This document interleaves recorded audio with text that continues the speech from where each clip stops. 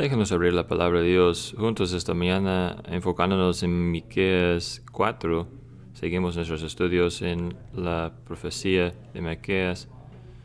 Lo van a encontrar ese libro hacia el fin del Antiguo Testamento, Miqueas capítulo 4.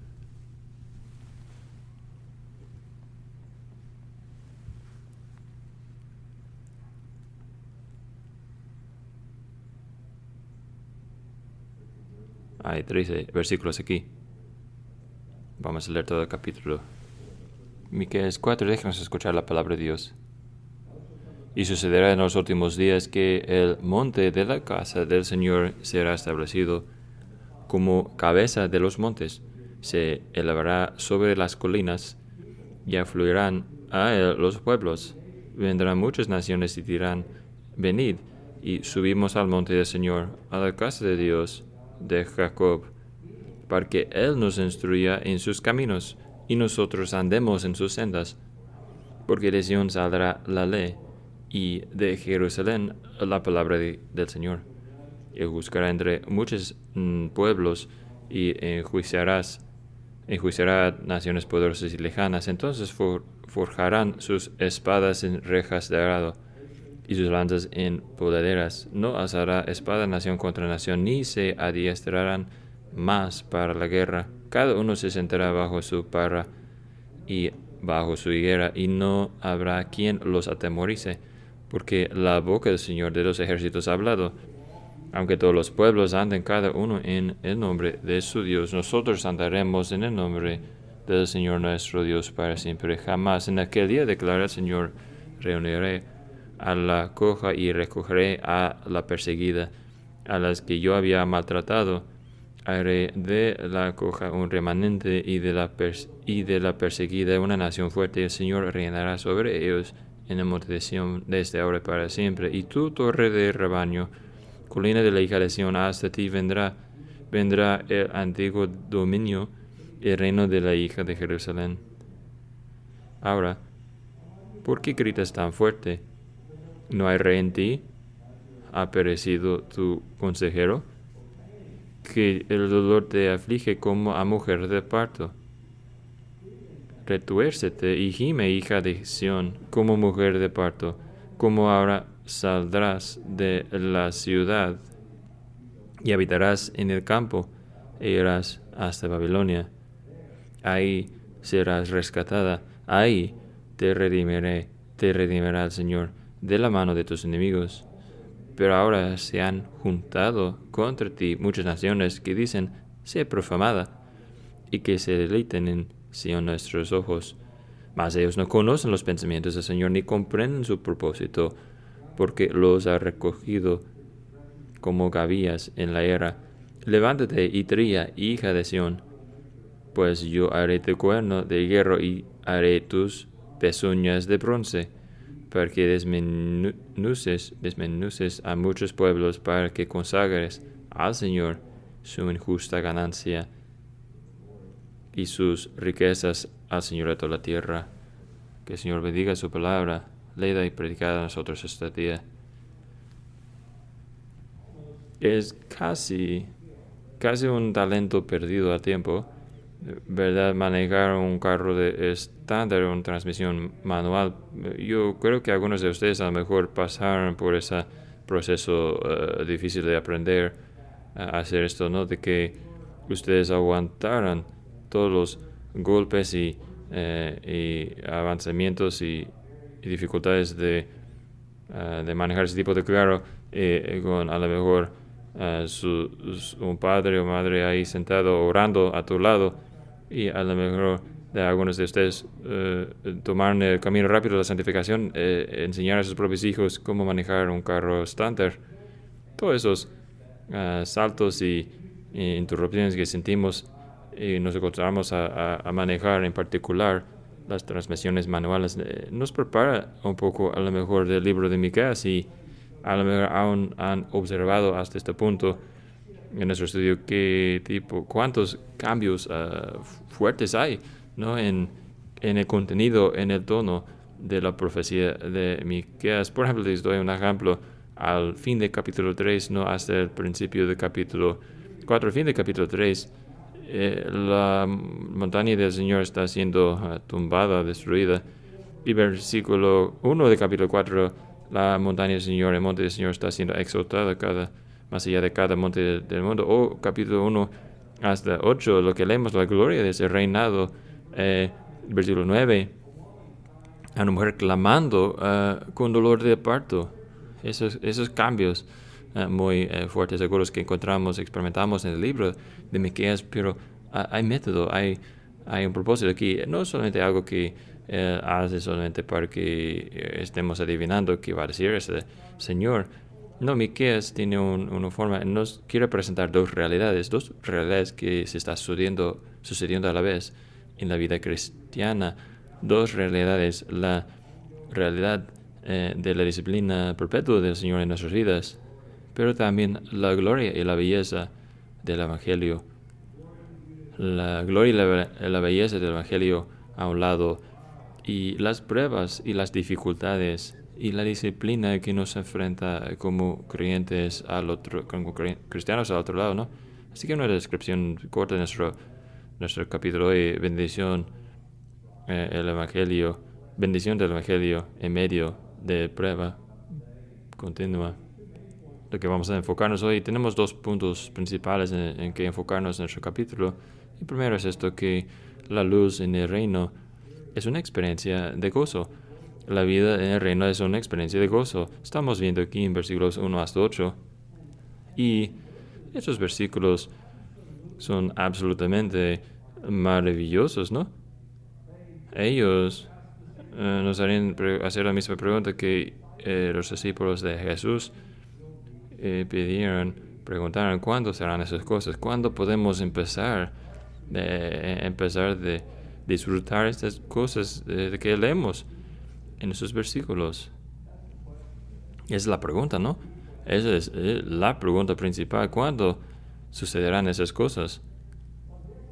Bueno, adivino que si usted y yo nos sentamos juntos e intentamos empezar a hablar y platicar todo ese capítulo, hablando en términos generales, ¿cómo interpretamos las profecías del Antiguo Testamento? Yo creo que estaremos de acuerdo de dos reglas. Yo creo que estaremos de acuerdo, ¿no?, de que el Nuevo Testamento debe ser el filtro a través de lo que leemos el Antiguo Testamento. Así que, por ejemplo, aquí tenemos esta frase en capítulo 4, versículo 1, y sucederá en los últimos días, o en los finales, días finales, y luego buscamos en el Testamento qué significa eso. Pues resulta que Pedro usa esos tiempos, ¿no?, en su sermón en Hechos 2. Es como si estuviera dándonos un patrón cómo comprender esas profecías. Él está hablando de Joel capítulo 2, pero él está diciendo, ¿cuándo empiezan los últimos días? Pues empezaron con la primera venida de Jesucristo y van a estirarse hasta su segunda venida. Así que esa será la primera cosa que decimos, ¿no?, que el Nuevo Testamento debe ayudarnos a interpretar el Antiguo Testamento. A lo mejor la segunda cosa en que estaremos de acuerdo es que Cristo debe ser central siempre en nuestra comprensión del Antiguo Testamento. Cristo debe ser central. Después de todo, Cristo le decía que era el principal en cumplimiento del Antiguo Testamento. Él dijo, decían los evangelios que eso fue dicho para cumplir, fue dicho de mí. Él podía decir, cuando yo leo la ley, los profetas y salmos, yo veo a mí mismo. Así que nosotros, usted y yo, debemos ver a Jesús. Y igual en las profecías del Antiguo Testamento debemos ver referencia a su primera venida, y también debemos ver referencia a su presencia continua, perpetua con la iglesia en el presente, y también referencia a su segunda venida y los nuevos cielos y la nueva tierra después. Así que el Nuevo Testamento va a filtrar por nosotros, va a ayudarnos a entender el Antiguo Testamento. Cristo va a estar al centro del complemento de la profecía, ¿no? Y a lo mejor tercera cosa que podemos decir, a lo mejor que a causa de que está hablando a creyentes del Antiguo Testamento, va a ayudarles a entender las cosas usando imágenes o lenguaje del Antiguo Pacto, Antiguo Testamento. Es lo que leemos aquí, hablando del monte del Señor, ¿no? Y la casa del Señor es el monte siendo elevado, y cuando nos enfocamos en el Nuevo Testamento vemos referente a esto, pero ahora habla del Nuevo Jerusalén, al Jerusalén celestial, al Jerusalén de arriba, como le llama Pablo. Es aquel monte Sión de que leemos en Hebreos 12 hace unos momentos. Con eso en mente, ¿no? ¿De qué estamos hablando en esos primeros otros versículos? Estamos hablando del reino de Cristo. Estamos hablando del reino de Cristo que ha venido. Y todavía está llegando, está apareciendo. Y finalmente, completamente, plenamente, vendrá cuando regresará Jesucristo. Así que hay muchas formas en que podemos dividir esos mismos versículos, pero déjenme darles 3 cosas que vemos aquí en estos versículos. Vemos primeramente hay un atraimiento o recolección que resulta en un expulsar. Hay una atracción o recogimiento y luego expulsión. En el fin del versículo 1, la gente está fluyendo a ese monte. Esa palabra, cuando afluirían, normalmente se habla al agua, ¿no? Y debemos sentir que está un poco raro usar esa palabra ahí, ¿no? ¿Desde cuándo es que fluye el agua hacia arriba? Estamos hablando de un monte que será elevado más allá, más alto de cada montaña de este mundo, cualquier otra religión o lugar de adoración. ¿Cómo es que la gente, y esta agua más bien puede subir hacia arriba? Pues es a causa de lo que un comentarista le llama un magnetismo espiritual, una atracción espiritual que hay. Esto en la iglesia, esto en la presencia de Cristo, algo tan hermoso, algo tan glorioso que atrae a las naciones de la tierra, atrae a la gente del mundo para acercarse, que se acerca, como dice en el versículo 2, vendrán a venir y subamos al monte del Señor, a la casa de Dios de Jacob, para que Él nos instruya en sus caminos y nosotros andemos en sus sendas. Lo que está hablando aquí es la atracción del Evangelio. Yo creo que necesitamos recordarnos a veces, ¿no? Muchas veces podemos enfocarnos mucho en la ofensa del Evangelio, eso es algo, ¿no? También, pero la belleza, la hermosura del Evangelio, la atracción, la gloria del Evangelio también es una cosa. Y aquí está esta gente siendo atraída a ello. ¿Y qué es lo que sucede cuando se acercan? Pues son expulsados, ¿no? Son impulsados hacia afuera más bien. Y dicen, en versículo 2, porque de Sión saldrá la ley y de Jerusalén la palabra del Señor. ¿Quién está llevando la palabra de Dios de la iglesia? Pues es la gente de Dios, ¿no? Son esas mismas personas que vinieron y han llegado a experimentar el Evangelio de Jesucristo para sí mismo. Ahora ellos en torno quieren salir. Y claro, parece que la iglesia todavía está marchando. Es porque todavía no ha reunido todavía la iglesia en Palestina, sino está por todas partes del mundo. La iglesia sale. Y usted y yo, nosotros reunimos aquí cada semana para adorar y luego salimos, ¿no? Salimos a nuestros hogares, salimos a nuestras colonias, salimos a nuestros lugares de trabajo con el Evangelio para vivirlo y para hablarlo hacia afuera. Aquí tenemos una palabra que sale a través del pueblo de Dios. Así que somos atraídos por el poder de Dios, por la gracia de Dios. El agua no fluye hacia arriba, sino que hay algo sobrenatural sucediendo, y niños y niñas y hombres y mujeres son atraídos a Dios cuando algo sobrenatural sucede. Y esa cosa sobrenatural es la gracia de Dios que nos atrae y luego nos impulsa, nos hace salir hacia el mundo. Eso es lo que sucede en el reino de Dios, ¿no? Y luego hay otra cosa, segunda cosa que vemos aquí, hay confrontación. hay confrontación que lleva a transformación. Ahora estamos viendo versículos 3, 4 y 5, la confrontación que resulta en transformación. Lo vemos la confrontación al principio del versículo 3, ¿no? Él juzgará entre muchos pueblos y enjuiciará a naciones poderosas y lejanas. Aquí está la ofensa. Hablamos antes del poder que el Evangelio tiene para traer. Aquí está el otro lado, el lado difícil del Evangelio. Mientras sale, el Evangelio nos enfrenta, nos confronta, nos corrige.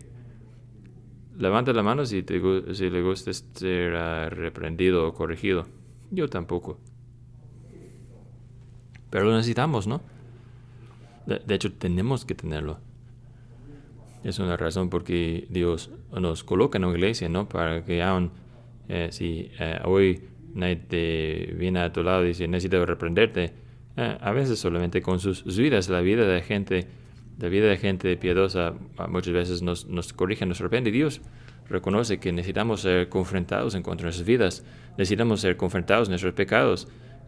No es algo malo, es algo que necesitamos desesperadamente. C.S. Lewis dice esto: nadie sabe lo tan malo que son en realidad hasta que hayan intentado con mucha fuerza ser buenos. Hasta que intentemos ser buenos no nos damos cuenta qué tan imposible es ser buenos sino por la gracia de Dios. Y entre más que intentamos por nuestra propia fuerza, nos vemos en nuestros propios ojos. Hoy no es tan fácil como pensaba. Yo pensaba que sería muy fácil ser justo y correcto en corazón y en la vida. Y no, nada que ver, no es algo fácil. Es por eso que Dios tiene que venir a nosotros con su palabra y una y otra vez para confrontarnos.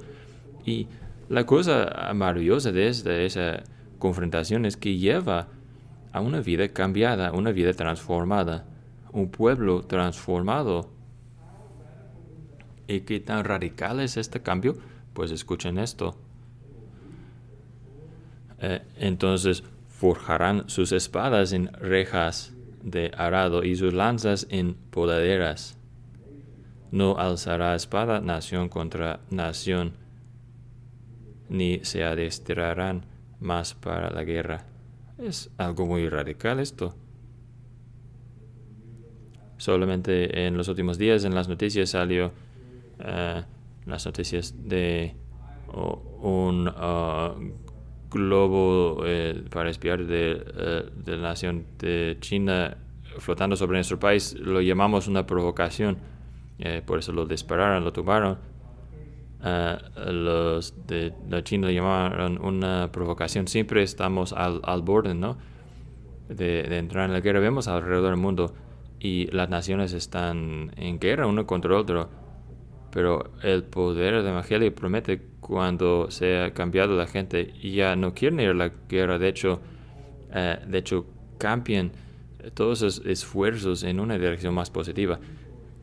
Transformen sus recursos en algo positivo y bueno, cambian sus espadas en rejas de arado. Y versículo 4 es hermoso, ¿no? Es una descripción hermosa y no vamos a completamente disfrutar versículo 4, 3 y 4 hasta que regresa Jesucristo y las nuevas tierras y el nuevo mundo llega a ser una realidad. Cada persona sentado bajo su higuera y su parra es una imagen hermosa de una existencia pacífica, ¿no?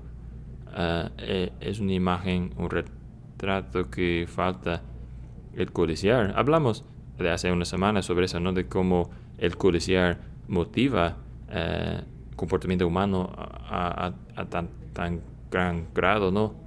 Y aquí está una imagen, ¿no? de gente sentada bajo lo que ellos tienen, lo que han hecho, y no están viendo a los demás codiciando. Están contentos con lo que Dios les ha dado. Pero otra vez, eso solamente sucede si tú conoces tu propio corazón. Tú sabes que eso solamente sucede por la gracia de Dios. Nos enfrenta en aquella confrontación somos llevados a transformación. Así que esta gente, este pueblo, los grupos que vienen de cada trasfondo y adoraban a todo tipo de Dios falso en el pasado, versículo 5 pueden decir Todos los pueblos andan cada uno en el nombre de su Dios. Nosotros andaremos en el nombre del Señor nuestro Dios para siempre jamás. Tenemos nuevo Señor, tenemos nuevo Dios. Y vamos a seguirlo. Es lo que el Señor puede hacer a través del pueblo de Dios.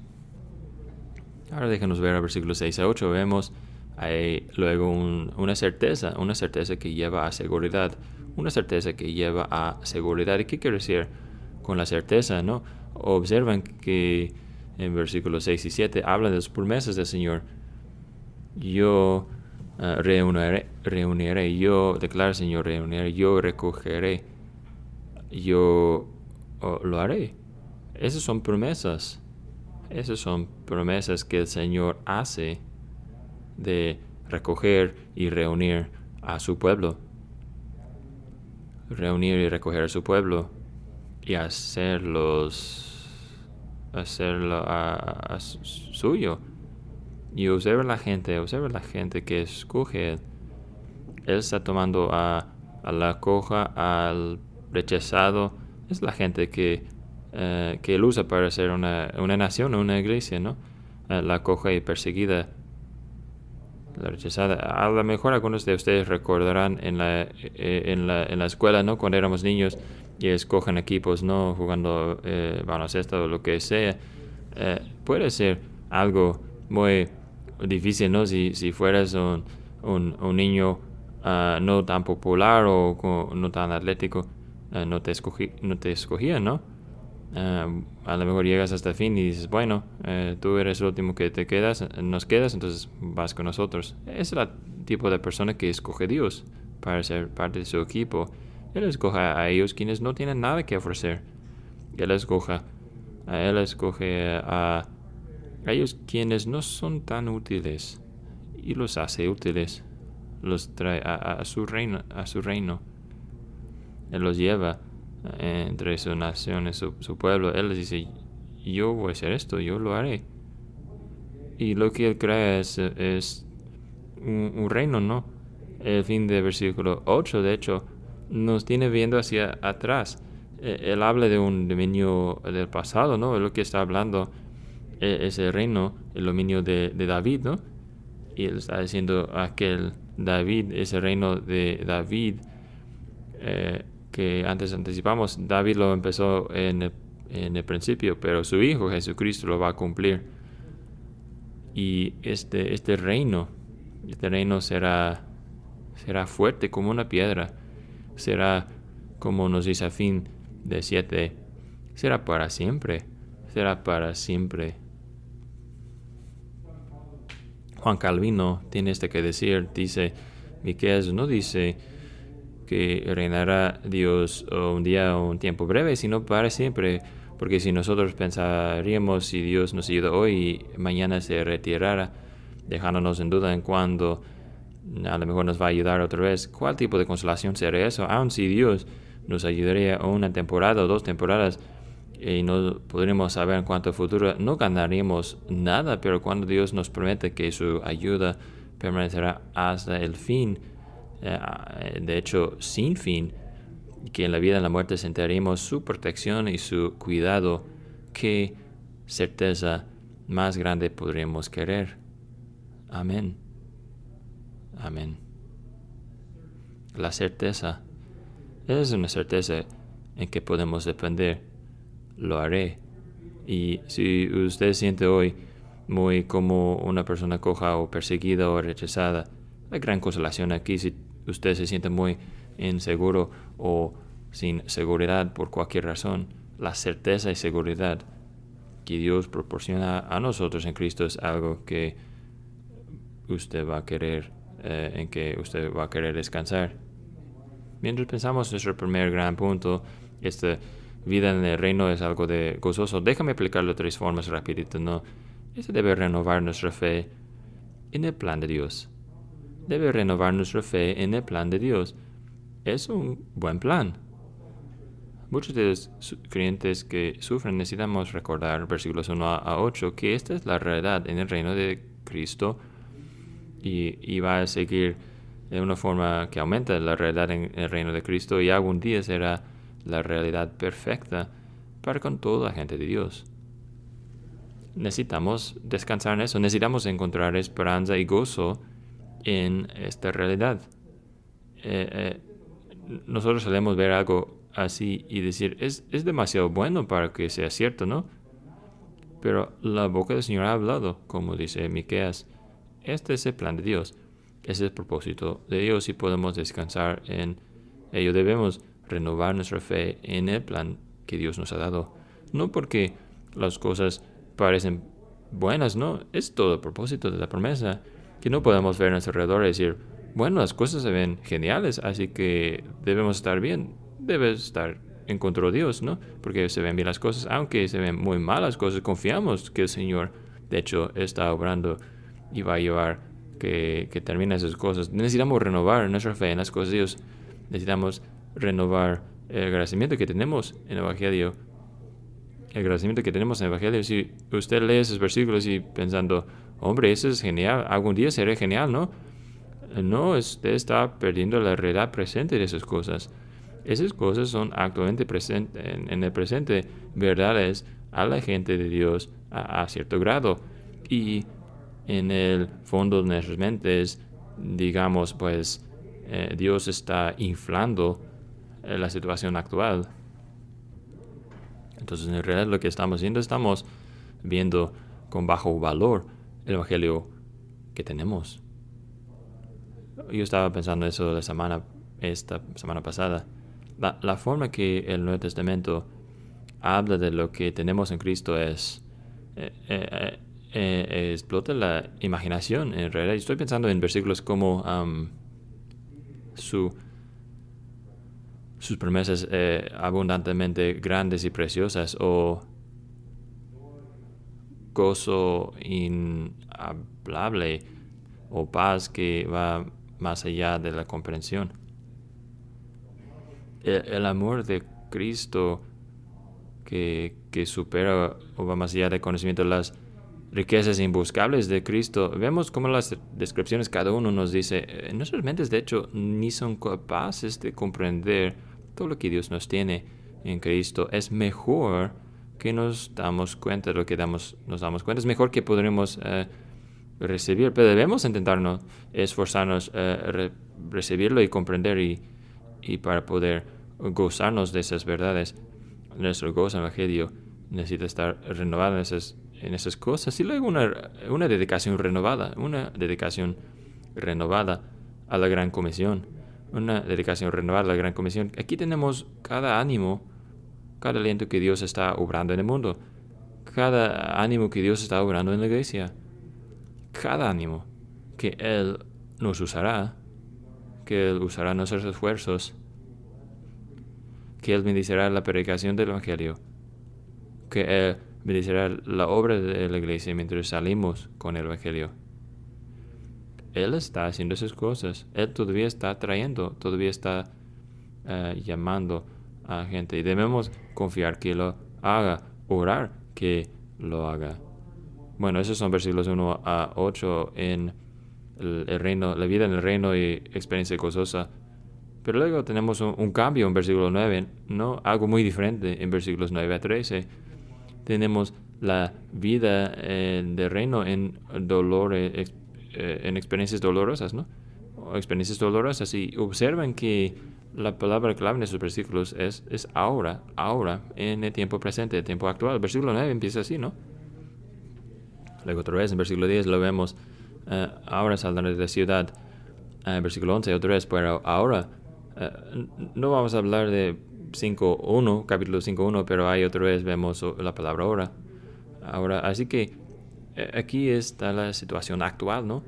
Y es difícil. La situación actual es difícil. Y yo creo que podemos dar gracias que la Biblia nunca oculta el precio, el costo de ser un discípulo. La Biblia nunca finge que la vida de un creyente sea fácil. Aquí tenemos un buen ejemplo, ¿no? Aquí están esas dos circunstancias desempacadas por nosotros. En versículos 9 y 10 vemos que vemos esta situación de desregado, como que serán quitados, expulsados. En versículos 11 y 13 somos enumerados, rodeados por enemigos. Así que versículos 9 y 10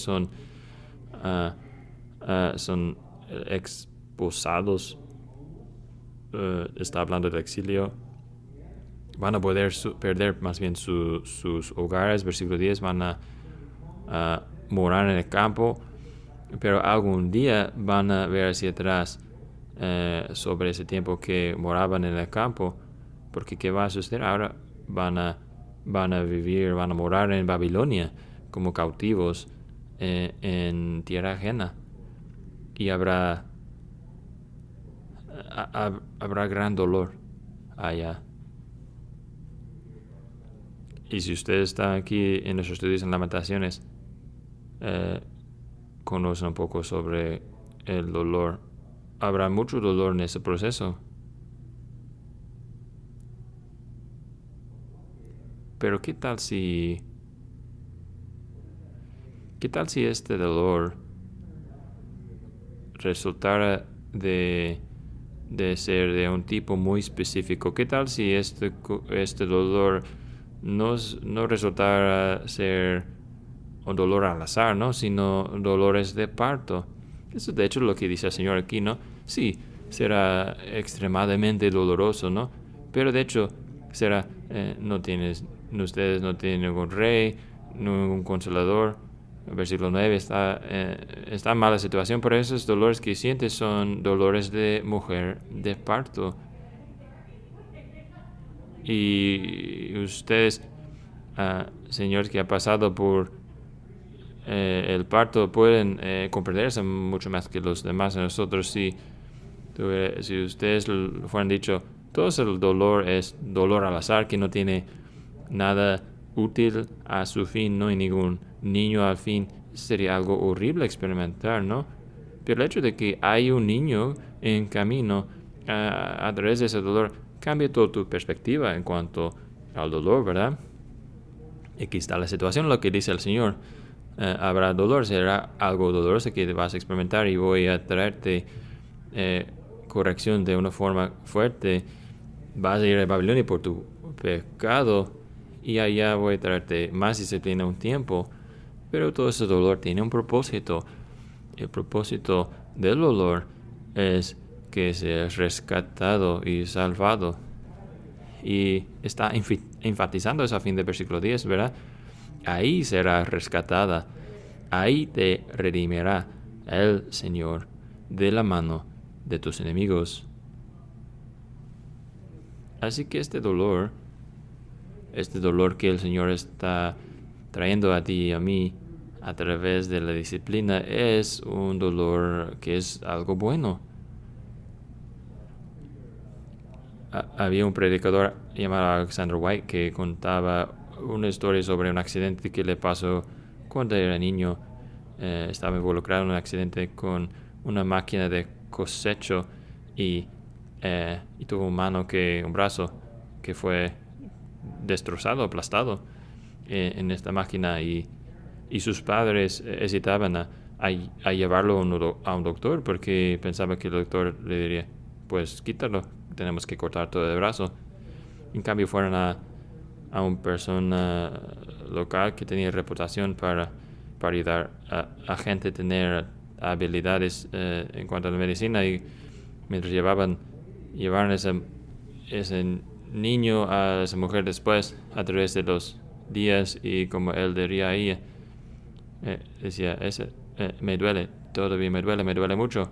La respuesta de la mujer siempre sería, me gusta el dolor es bueno, el dolor es un buen señal.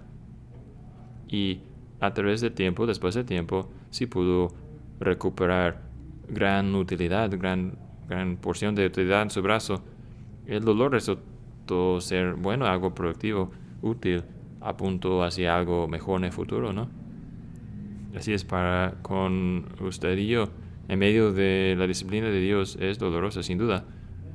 Y puede ser con muchos de nosotros. Dios nos ha colocado en un lugar difícil, nos ha colocado a un lugar de gran gran disciplina, gran corrección, muy doloroso, pero el Señor ha prometido a usted y a mí que Él en realidad está llevando bien. Su amor está siendo comunicado, expresado a través de ese dolor. Puede ser, es algo extremo que duele mucho, pero déjame preguntarles,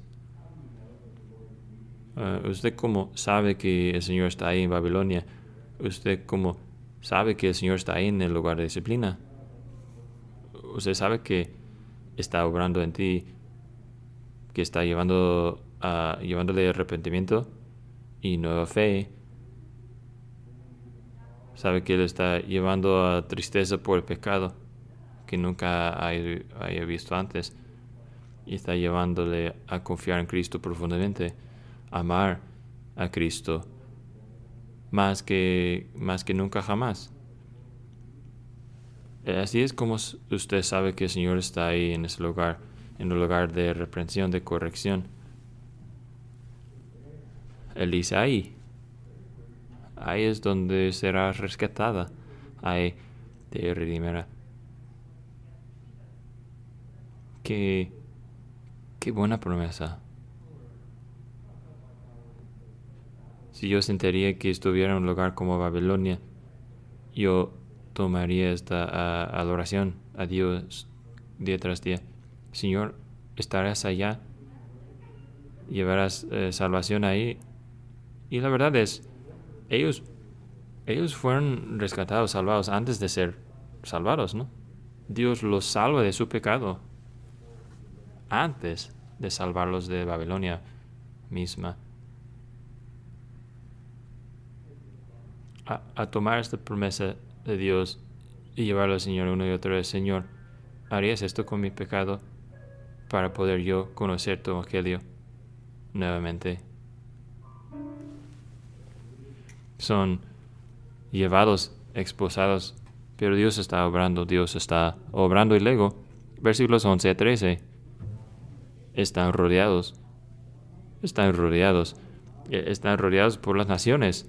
Las naciones, versículo 11, han juntado contra ti muchas naciones. Es interesante no observar la desconexión otra vez, este salto, esa desconexión entre versículo 11 y versículos 1 y 2, en que vemos las naciones afluyendo hacia Cristo, hacia el monte Sión, y también sabemos que hay naciones hostiles en contra de Dios. Y esto es algo muy, muy cierto a nuestra experiencia actual, ¿verdad? Que hay lugares en el mundo en que el evangelio está floreciendo, pero a la vez, al mismo tiempo, hay muchos que no están felices de eso, que están luchando contra el evangelio con todos sus esfuerzos, están completamente en contra del Señor y a su pueblo. Así que aquí está la iglesia rodeada por fuerzas hostiles. Y observen que reúnen o a causa de su odio hacia el Señor, versículo 11. Pero ahora se ha juntado contra ti muchas naciones que dicen sea profanada y que se deleitan en Sion nuestros ojos. Y probablemente la idea aquí es que Sion está frustrada y desgraciada. Es como si su vista sobre ella en su momento de indignidad, en su momento de vergüenza. Déjenos verla, déjenos menospreciarla y atacarla antes de destruirla.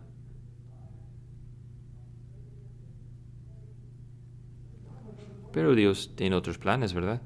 Versículo 12. Mas ellos no conocen los pensamientos del Señor, no comprenden su propósito porque los han recogido como gavillas en la era. Él sabe, más bien ellos piensan que está reuniendo para un propósito, pero Él está usando su odio para otra cosa. Dice, los ha recogido como gavillas en la era. Y luego dice la iglesia en versículo 13, levántate y tría, hija de Sión. Yo haré tu cuerno de hierro y haré tus pezuñas de bronce. Es como si ellos hubieran saltado de la cerca de los animales, no pensando que pueden robar un animal ahí, un bebé animal, y en vez encuentran a a un becerro enojado. Esa es la imagen aquí. Y ese Señor seguramente no somos nosotros, no tenemos poder. Dice, yo haré tu cuerno de hierro, yo haré tus pezones de bronce para que desmenuces a muchos pueblos. Y el resultado es que sus riquezas más bien serán dedicadas al Señor. Lo que el Señor está haciendo aquí, yo voy a proteger a mi pueblo, voy a hacerles invulnerables, voy a preservar mi iglesia al fin. Eso no quiere decir que no habrá persecución, no quiere decir que no habrán mártires. Yo he citado de Theodore Basil antes, cuando él hablaba con uno de los líderes en Francia en sus días. Dice, corresponde a la iglesia no dar golpes, sino recibirlos.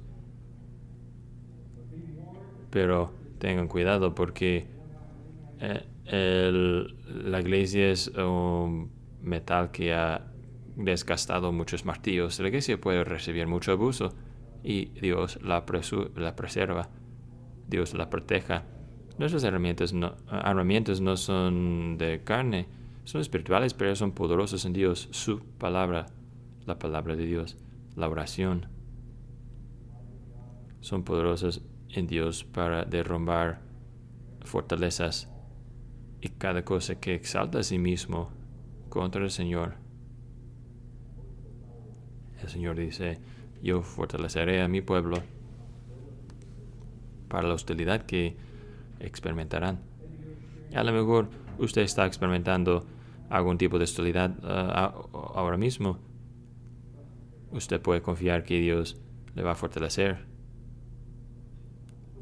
Así que tenemos esos dos cambios grandes aquí, expulsados y rescatados y rodeados y luego salvados. Y estos dos cambios dan al pueblo de Dios, deben darnos confianza en lo que Dios está haciendo. Y observen que es un gran retrato de balance, ¿no? Sí, el Evangelio está floreciendo, está avanzando y Cristo está ganando gente a sí mismo, y al mismo tiempo hay mucha dificultad, hay mucha prueba para el creyente y la iglesia en general. Y sin embargo podemos tener confianza, no que Dios inmediatamente quita todos los problemas, sino que Él nos va a preservar en medio de los problemas. Yo pienso en la confianza que yo leí en la vida de una mujer cristiana en el Congo. Fue hace unas décadas en que había un grupo de terroristas, llaman los Simbas, que ellos estaban sueltos corriendo por el Congo, y estaban en particular tenían su blanco cristianos. Esta mujer Fetenia fue a la iglesia algún domingo a la mañana, como siempre hacía. Había un grupo de esos terroristas que pareció como molestar a la gente, ¿no? Ellos se pusieron de pie y hablaron al principio del servicio y advirtieron a los cristianos que viene pronto su día si no se comparten bien, y luego se pusieron de pie mientras el resto del servicio seguía adelante como normal. En algún punto el pastor preguntó a esta mujer congolesa, Fetenia, dice, ¿podrías orar por nosotros? Y así es como oró ella con esos terroristas viéndola. Dice, Señor, pedimos que nos ayudes en nuestra hora de gran necesidad. Tú sabes que el Congo necesita a ti. Tú sabes que tenemos gente maligna que ha entrado en nuestra área. Muchos de ellos son asesinos y ladrones, abusan y matan a nuestra gente sin razón. Juzga, Señor, a estos hombres, derrama sobre ellos tu ira, pon en ellos tu temor. Líbranos y sálvanos de esas personas. Nuevamente oramos en nombre de Jesús. Amén. Esos terroristas no desaparecieron ni se murieron en el momento de su oración, pero se callaron. Y el pueblo de Dios fue fortalecido, recordado de que hay Dios. Y necesitamos recordar esas cosas también día tras día. ¿Quién es Dios? Todo lo que estamos viendo hoy nos ayuda a poder ver más allá del momento. El momento dice, Usted está en usted está en un lugar de dificultad y hostilidad en la vida y nos ayuda ese pasaje y ver más allá del momento, nos ayuda a, a descansar en la gracia de Dios, en la bondad de Dios en nuestras vidas. Si correspondemos a Dios en Jesucristo, podemos confiar en eso. Nos ayuda a ver a Jesús, ¿verdad? Porque después de todo, Él es el autor y consumador de nuestra fe. Y si Él ha empezado, Él ha prometido perfeccionarlo y llevarlo a su conclusión. Y si Él es que por el gozo suyo aguantó la cruz menospreciando su vergüenza, entonces nosotros también podemos andar con Jesús, podemos andar en pos de Él y podemos aguantar cualquier cruz que el Señor nos dé menospreciando la vergüenza dirigida hacia nosotros, y podemos seguir buscándolo, viendo hacia Él y confiar que la gloria está por venir. Así que el Señor que nos dé gracia poder descansar en Cristo, aguantar cualquier prueba y dificultad que nos enfrente en medio de nuestras experiencias dolorosas. Nos da gran gozo inefable, lleno de gloria en su Hijo Jesús. ¿Usted conoce ese gozo hoy? ¿Usted conoce a Cristo? Es una gran bendición. Una gran bendición para usted si colocara su fe en Él para sus pecados. Por ponerse de pie mientras oramos.